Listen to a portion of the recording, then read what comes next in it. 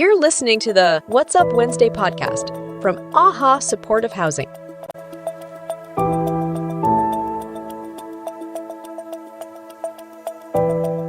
Good morning and welcome to What's Up Wednesdays here at AAHAA Supportive Housing with Roderick Dawson, and I am Mark Hampton. We're here to kind of chat about Rod's journey, and he has kindly volunteered to come in today and share his testimony and kind of his life experiences and kind of how he got to where he is today. One of the things I've learned is that our journey in recovery and self-care is, sometimes an uphill battle, an uphill struggle, even especially for myself. But I'm always learning things. And so what I've learned is that there's power in stories, and there's power in testimonies, and everyone has a story. Everyone has something to share that can benefit others. So Rod, thank you again for coming in and be willing to share your story. I'm proud of you. I'm excited to hear this. And I know, like I said, your story is going to resonate with other people. And that's going to help make a difference in their lives. So thank you, Rod. Thank you. I appreciate it. Thank you for having me this morning. I don't know where to really start except to go back at a younger age where I've had my struggles growing up with drinking and using drugs. It's hard to remember the good times about that because as you get older and go through things, there ain't no good times about it. Well, it's part of the journey. Yeah, it is. So when you were young and you started, how old would you say you were when you started drinking? Do you remember? Probably around 15. 15? How about when? Now, was that like a social type thing, or did you kind of sneak a beer out? I was sneaking. From the memories that I have, because I grew up without a father, my mom, she used to work at a bar, so it made it kind of easy, that kind of thing. So I remember when I was like 14, something like that, sneaking whenever she'd go to work and have a few people over. So did you spend time at the bar as a kid while your mom was working there? You know what? I used to help her clean it. Okay. In the mornings. Right. I actually used to walk there early in the mornings, and you probably can't do this nowadays, but walk through this creek and catch crawdads and frogs for this guy that lived up around there about 2 blocks away. And I'd fill up a 5-gallon bucket for him, and he'd give me $2. And then I would go get a bag of Funyuns and a Dr. Pepper, big old glass bottle of Dr. Pepper, and sit down and eat that, and then go into my mom's where she worked and help her clean it, and then head back. That's awesome. So, those are memories I got of that. Those are good memories, huh? Right?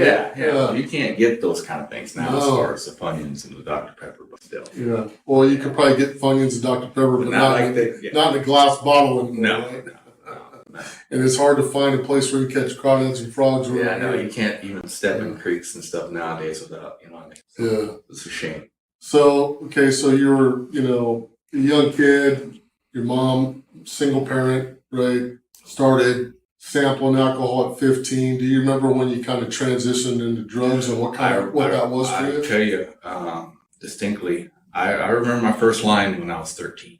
Of what? Coke.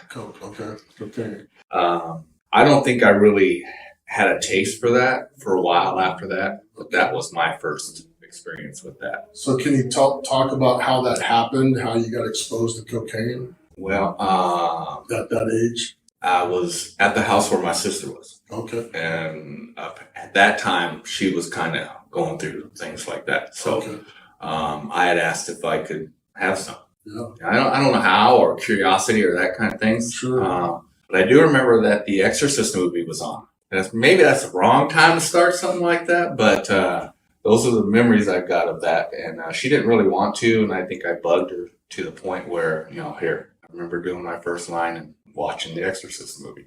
Wow. On that. But to get into that more, I think it was about right around my 20. Okay. Where I really started to make that transition. Because it was more of smoking pot during school, all that stuff. But as I got older, I look back and I know that it was leading me down the wrong path. But fortunately, I didn't have that much of a struggle to stop doing that I thought I would. Once I made that transition stuff to doing meth, From cocaine to meth? Yeah. Okay. To me, either one of those, I don't know if it's a time frame or something where cocaine or something was starting to diminish, Mm-hmm. and it started coming out with other things as far as the speed drugs and stuff like that. I remember taking speed, like in the little blue capsules or something like that. That was a big thing way back because, you got to realize I'm 58. So back then things were quite a bit different as far as that. And then there's something about that just really, I don't know, I want to say opened my eyes, but then, at the same time it's killing you. You don't realize it. Where I was traveling around playing ball and stuff all the time, leagues. Baseball? Softball was most of it. All right. And that was like a passion. It was just something I loved to do, and being around guys and stuff like that, and being able to travel and just play on leagues and stuff like that. I really got into that. And doing meth at that time, it just kind of seemed like it gave me a boost where you could play better. But I didn't really realize that what it was doing to me internally until you start coming down from it, and then you play a long weekend or something like that, and then instead of just jumping up and putting on your shoes, and you're like bending over and going, oh my gosh. And I was 26 when I started realizing that what it was really doing to me as far as that, how it was diminishing my body. At that age, I'm still like kind of burning the candle at both ends, enjoying life a little bit. I guess you could say it that way. Just kept going until I couldn't do it no more as far as that.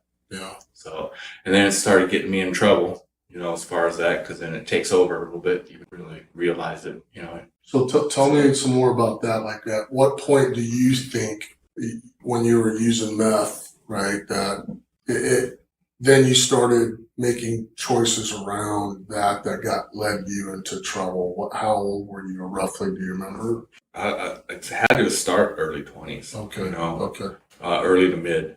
Even the jobs that I've done, I don't know where I got my work ethic from, as far as learning from a best friend that was older than me or something like that I looked up to. I used to use when I was working and stuff too. And it started causing problems, just looking forward to getting off of work, and maybe just climbing in and out of the window at night so they wouldn't know I'd leave or something like that. Until I'd miss days at work, mornings, get up, make excuses, I'm sick, this and that. Yeah, I mean, fortunately, I kept a good work ethic, and have held some good jobs to where that keeps me going, looking forward to doing drugs that next morning or something like that, or wanting it during the day or even during work hours or things like that. I realize that it's really just taken over everything, causes a lot of damage. So when that was happening in your life, Rod, when you were like in that place, were like the things that were important to you, like you mentioned relationships, right? And work, taking care of yourself. How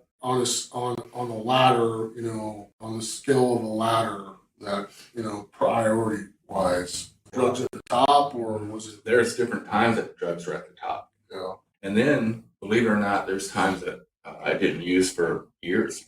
How'd you do that? Did you just relationships? Okay. Because seemed like I've always had a good heart. I've tried to, when it came to relationships and things like that, I've had a good heart to where I want what's best, a family, I want a child, that kind of thing. Unfortunately, I know it takes two. Things happen. And if there's any thought or any trying to go behind the back and use anything like that, your heart's not in the right place. But when you're using, it just piles on. It makes them worse. And then you don't know how to really think straight like that, clear-minded. So at what point do you feel like, or what timeline around when you were using and you were in a relationship to where the relationship disintegrated? Well, I was married for 6.5 years, first marriage. Okay. There were some times, because the lady that I was married to, there were some times that I've used during that relationship. Tried to hide it. I was doing government housing painting during the day, that kind of thing. Yeah, 26, something like that. I've struggled with it off and on. Even when the times I wouldn't use it, I mean, the memories of those are a lot better than thinking when you were using. But I've gone up and down. Been through 3 marriages, down to the lowest point, not wanting to live, wondering why all this stuff happens to me. That being said, as you get older, the times that I've had good memories of being with somebody, that kind of thing, and then it starts to go bad, or whatever the reasoning is, you turn to use, it doesn't help. It's hard to remember the times that I wasn't using because of those times that I was. So you found your way here to Washington, right? And you found your way into AAHA. And I can see your face at this powerful, powerful message and emotion in this. And so I appreciate that.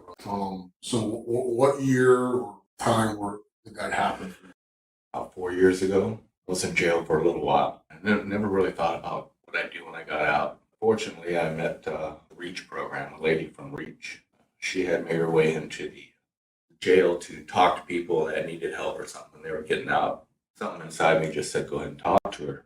And when I did, I realized that there's some help out there, that what I'm going to need when I get out. I got a hold of her as soon as I got out, till I had gotten a phone call from her with the person that I'll go through the interview. And then after that, I came in and went through the intake and was able to get into a house. So it was a blessing. Like I said, I never really thought about what I was going to do, but getting, at my age and stuff, to be able to think that way instead of trying to think straight. I still believe I have a good heart when it comes to that, when it comes to helping people, trying to work through things, but I still have my struggles. Well, that's a great point that you make there, Rod, because I think one of the things that I admire about you and I've noticed about you is that heart that you talk about, man, passion and the love that you show other people, right? And your kindness. There's a gentleman, I won't say his name right now, but he stays at your house, and you've made a world of difference in that guy's life, man.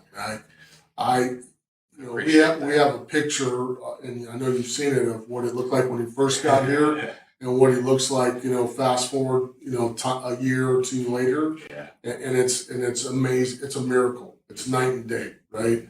And that's because you've taken time to like mentor him and put your arm around him and show him a different way, right?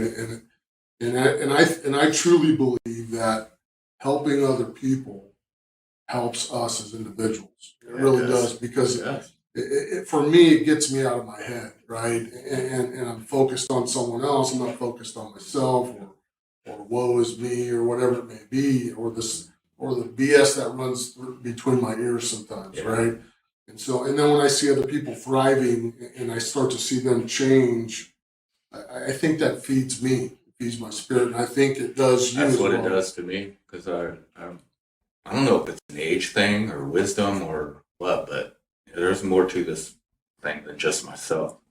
And I'm really at the point where I realize that it's all about helping others, just showing them the love, the respect, and doing the best you can for somebody else and watch them change than it is for yourself. And I think inside of me, I've had that instilled in me somehow, even though I've gone through what I've gone through. But I think I've always been that way. It's just taken everything that I've gone through to really realize that that's what I want to do.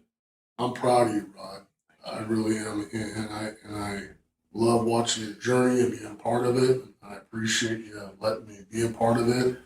I'd like to kind of close with, so where you are now, right, and how you feel about where you are now and what you look forward to, kind of. It's amazing. Even these few years that I've been with you guys, it's even taken these years to get to a point to where I know now that I can change my life around, and there's still something out there for me. That's what's feeding me now. I don't have to lay awake at night or something. I know I still got a lot left in me. Yeah. So I want to make sure I get that out. I thank you guys from the bottom of my heart. Rod, it's a gift for me, man. It feeds my spirit. So I appreciate you sharing your testimony here. It's powerful, right? I got goosebumps right now. I can see them and feel them. Yeah, I get that a lot. And I'm very thankful for AAHA. I really am. I didn't know they had these kind of programs. So at times when I probably could have used it a long time ago or something, but somehow I made it through. But to know that this program, and if there's others out there like that, it does work. It helps. If you really want it, it helps. Well, we're thankful to you, Ryan. Thank you again for coming in today and joining me on this, and just kind of revealing your heart, your story, the story, and a message that resonates with other people. And thank you again. I Appreciate it, Rod. Proud of you, man. Very proud of you. Love you, brother. Thank you. Thank you very